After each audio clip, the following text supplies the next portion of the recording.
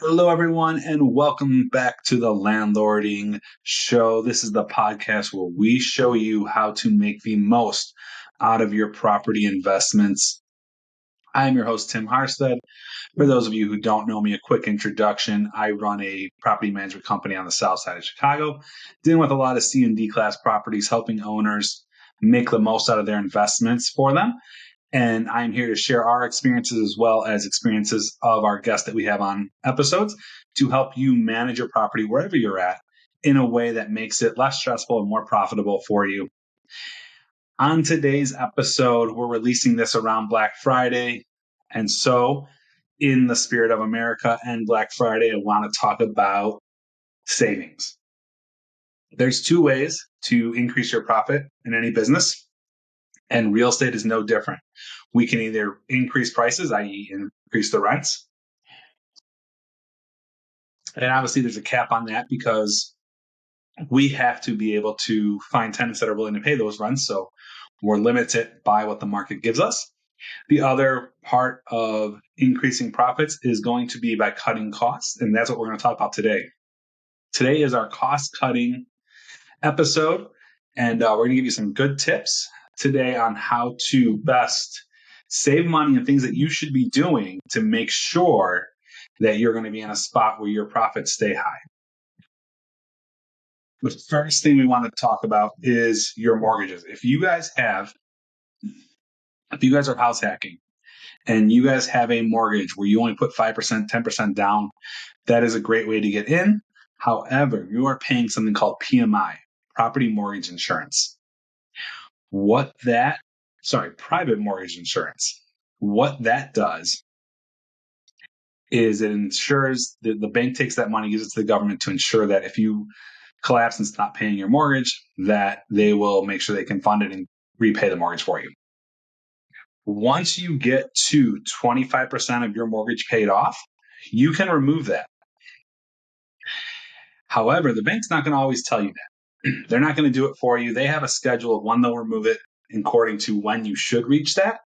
But there's two ways to reach that faster. The first way is by paying off extra every month and getting there faster.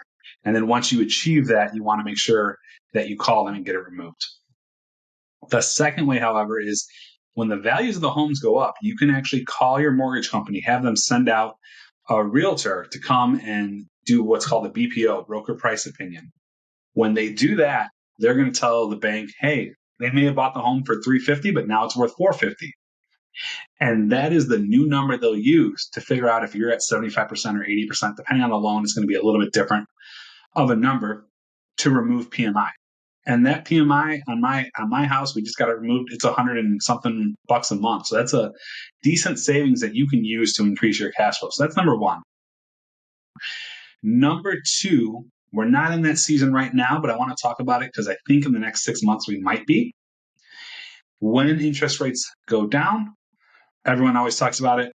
You want to marry the property and date the rate, i.e. right now, if you're buying property in the last 2 years, you have a very high interest rate. The hope is with the Feds pausing interest rates from rising, that we will start to see the rates go down.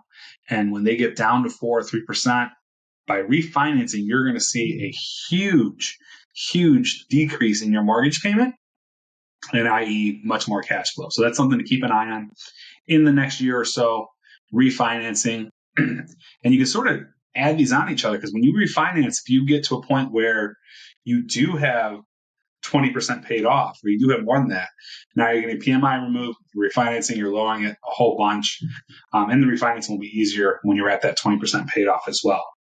So that's what I want to talk to on the mortgage side. So let's talk about running your properties. Then the next thing I want to talk about is a couple of services that you pay for that are worth looking at getting evaluated. The first one is trash removal. If you have a 5-unit or higher in Chicago, and depending where you're at, if you have to pay your trash and it's not from the city, and you have a choice of where your trash is from, I would negotiate that and be looking at rates every year or two. The more that you can look at these rates and save $100, $50, $100 a month, the more cash flow again that you have, and the better your your cash flow is going to be and the better your properties will perform over the long run. The next one is your water bills, right? Now, you don't really have a whole lot that you can do. You can't change water companies because the city that you're in is your water company. However, if you're not inspecting your units every year, to make sure that there's no running water, to make sure that there's no leaks, if you're not looking at those bills every month and looking for those jumps, you oftentimes can be paying a lot of water bills that are much higher than they should be because you're not catching the issue. So a couple things that can raise your water bills that you want to look out for.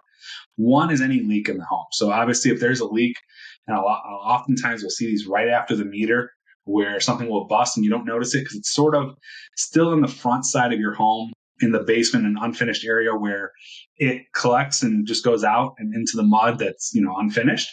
But if there's a leak there that's dripping, even that little drip could cost you, hundreds of bucks a month. Another one is your spigots. If you have outdoor spigots and they're not properly cared for, or if they're leaking, I learned this the hard way. You could be paying an extra 100, 200 bucks every couple of months just from a leak from a spigot. So you want to make sure those aren't dripping. You want to look at all the toilets. When you flush a toilet, does it fill up and stop right away? Or does it keep filling until the tenant, jiggles the handle? Because there's going to be times where that tenant's going to run out the door and go to work and flush the toilet. And if that toilet's not working properly, it's going to cost you $100 to fix to go get the parts from Home Depot. And you're paying hundreds of bucks every water bill, because you're not fixing those things. So making sure your water is running properly, not leaking anywhere, not constantly running. You can look at the meter, and if no one's taking a shower or running water and the meter's running, that means there's something wrong. So clocking the meter is a good way to double check and make sure everything looks good. Speaking of fixing things and parts, a lot of people don't know this. So when you go to Menards, everyone knows about the 11% rebate you got to do. A lot of people prefer shopping at Home Depot for whatever reason. And a lot of people don't know that they actually, quote unquote, price match this. You have to go to Home Depot rebates11%.com. You put in the receipt info. Not everything qualifies, so it's sort of a sometimes it works, sometimes it doesn't thing, which is a little bit annoying, but we get thousands of dollars in rebates every year by going to this site. Now, the rebates come in Home Depot gift cards, so if you're a loyal Home Depot person, it really helps. But that's 11% on materials for whatever you're fixing that you can get back by going to that site. Again, the site is Home Depot rebates 11%, and the 11 is 11, not spelled out, %.com. We'll put the link below for any of you guys that want to take a look at it. That is huge. If you're going to Menards, make sure you're filling out the rebates. The reason these companies do rebates like this is they know 95% of people are too lazy to mail it in, especially when it's only for a couple of bucks, but it adds up. If you're spending, $2,000, $3,000, $4,000, $5,000, $10,000 at Home Depot, depending on how big your portfolio is, we're spending close to $100,000 a year in Home Depot because we manage tons of properties. That adds up. That's a lot of money that you can be getting back in these rebates. Now, I'm going to take a break from the savings part and just talk about what we shouldn't be saving on. Because there are some things that it's not saving, it's being cheap, right? Obviously, I'm biased, but good management. Don't always look for the cheapest price in management, because if you have a bad management company for a year, you could be spending a lot of money to fix the damage that they let escalate because they weren't checking on things, and to fix the damage from the tenants that they put in because they didn't know how to screen the tenants properly. So that's part one. And part two is maintenance, right? Get a licensed plumber to fix major leak issues. Don't try to duct tape it. Don't try to use shark bites when you don't have to, when it's not an emergency. These things are quick fixes. And yes, it's, I only paid, $300 and the plumber wanted to charge me $1,200. But now 6 months later, you have the same issue. 6 months later, you have the same issue. If you have to redo it every 6 months or every 2 weeks, I just talked to someone who they were rotting a sewer line because it kept backing up, and they were rotting it every 3 to 4 days. And now, yes, rotting is only $200 to $300, $200 to $400, depending on the plumber. They would have just did it right the first time, and after it backed up, after they rotted it and it backed up again, got a plumber to go out and jet the line and run a camera and actually look for what's going on, they would have found out that they had a busted pipe way earlier, saved $1,000 in rotting because they were doing it every 3-4 days for a couple of weeks before they got smart and said, hey, let's go figure out what's going on. They would have saved all that money by spending the right amount the first time, getting it done, using parts that are going to last for 10 years versus parts you have to replace in 2 years. These are things we want to look at. Now, going back to our Black Friday special on actual ways to save money, property taxes. We're in Cook County, so a lot of our clients, a lot of people that are listening are. If you're throughout the nation, I'm sure everyone is dealing with these issues. Property taxes, they always go up. And if you don't keep them in check, they're going to continue to rise, rise, and rise. We suggest having an attorney file an appeal every year. Sometimes you're going to win, sometimes you're not. But the tax savings that you can get by keeping it lower is going to be humongous. And the more people that do this, the better, because if no one does it in the neighborhood, now it's going to be harder and harder to find comps to lower your tax rates. So as a community, as if you're a county resident, I think that you should be challenging it every year,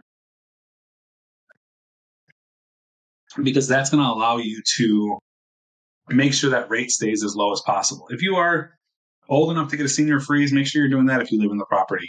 If you're house hacking, you're old enough for that. If you're military, again, if you're house hacking military, if you have disability, you can get your property taxes waived. So that is something to make sure that you are taking advantage of what you've earned when you were serving this country. And if you got partial disability or full disability, you can actually get your property taxes reduced. If partial or full disability, you can get them waived. And that's going to be huge savings, especially if you're living in a 2-flat or a 3-flat and you're living in 1 unit. These are savings we need to make sure we have homestead and that we're living there. Obviously, don't say you're living there if you're not. Have to put that disclaimer out there, but make sure that you are taking your property taxes, make sure that you're getting all your discounts as possible, and that we're challenging them every year to save money.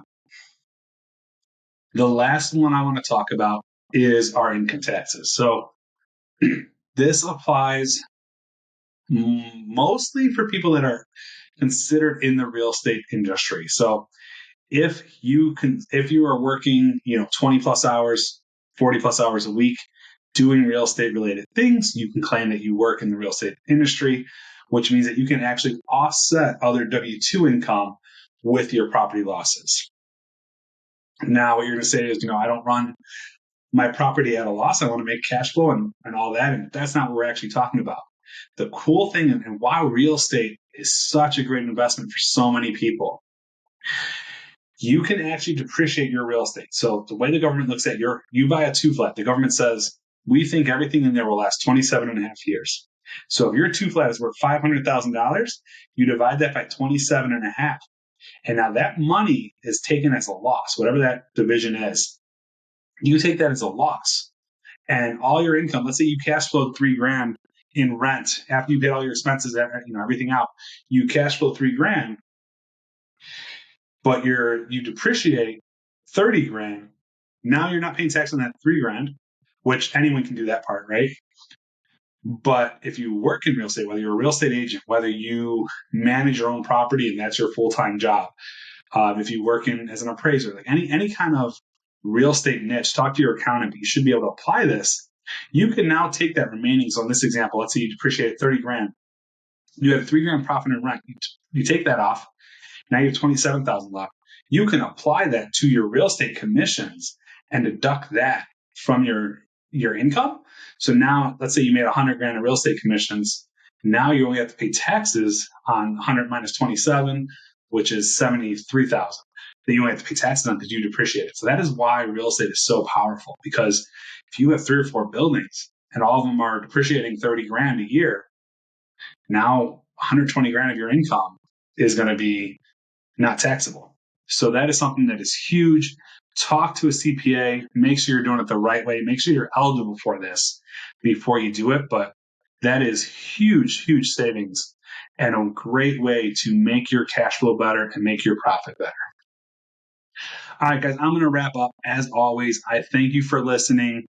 We hope you come back in 2 weeks for our next episode, and we will talk soon. If you're on Spotify, please subscribe. If you're on YouTube, please subscribe to this platform to see all the latest videos. The podcast episodes come out here, as well as other smaller clips that will just help you guys become better investors in real estate and live that dream life that you're going for, whether it's just a comfortable retirement or to be driving around a Maserati. We're here to help you achieve those. And as always, if you have questions, reach out. You can comment and we'll answer. And we'll talk to everyone soon. Thanks, guys.